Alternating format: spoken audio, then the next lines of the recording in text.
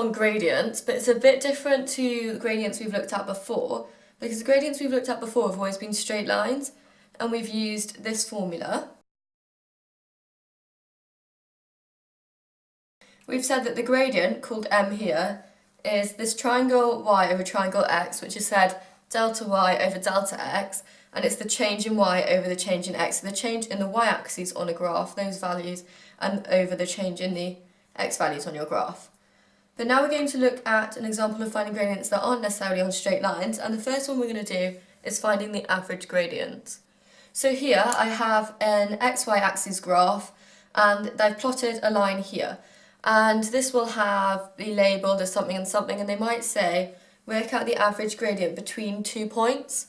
So I'm going to say if we were given these 2 points, 10, 10 and 80, 80, and we wanted to find the average gradient between these points, because this bit here is curved, we can't work it out exactly. So instead what we do is we make our own straight line that we know how to deal with. There we go, and problem solved. We do what we're used to doing and we find the gradient of that straight line there instead, and then that is our average gradient. So if we do that, we want the gradient as the change in y over the change in x. So the change in y is 80 minus 10, so 70, and the change in x is 80 minus this 10, which is 70. So if we work out that gradient, we have m equals change in y over change in x, which is 70, divided by 70, which equals 1. So the average gradient between those 2 points is 1. If I was to pick another 2 points just to practice, let's pick this point here and this point here. So I want the average gradient between these 2 points, and it's a curved line and I'm not sure what to do with that, but I know I can make it in something I do know to solve the problem. Okay, now we need the change in y values over the change in x values for our formula.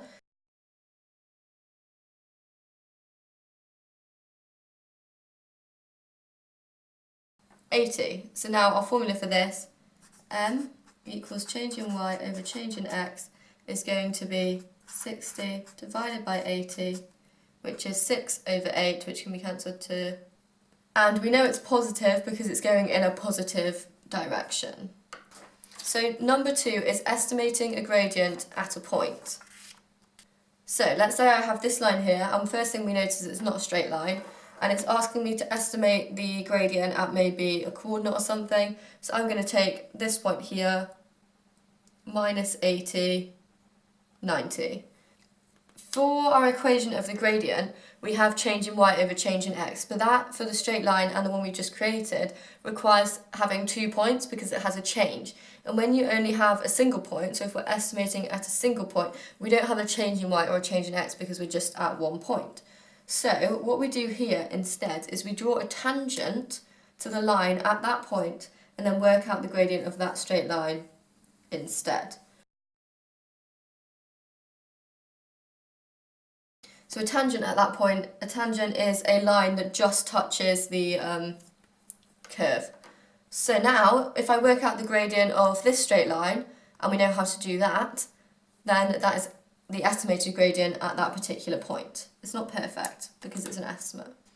So let's work out the gradient of this tangent line.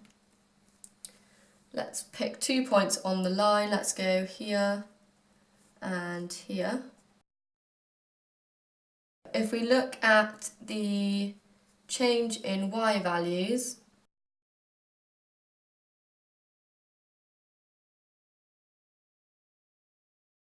so now if we put that into our formula, the gradient is change in y over change in x equals 40 over 40, which is 1. However, it's going this way, so we know it's negative. And the different way we could do that to see the negative sign more easily is if we put it into our formula like this.